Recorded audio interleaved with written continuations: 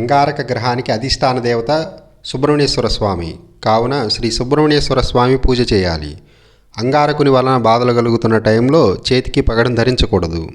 మరొక సిద్ధాంతం ఏమిటంటే, ఒక గ్రహం బలహీనమైనప్పుడు బాధలు పెడుతుందనియో, అందువలన దానిని బలోపేతం చేయడానికి ఆ గ్రహం యొక్క రత్నం ధరించాలనియో శాస్త్రంలో చెప్పబడింది. ఒక విషయం గమనించాల్సి ఉంది.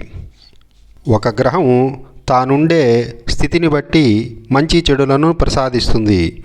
చెడును ఇవ్వాలన్నా కూడా ఆ గ్రహానికి చెడు ఇచ్చేంత శక్తి కూడా ఉండాలి.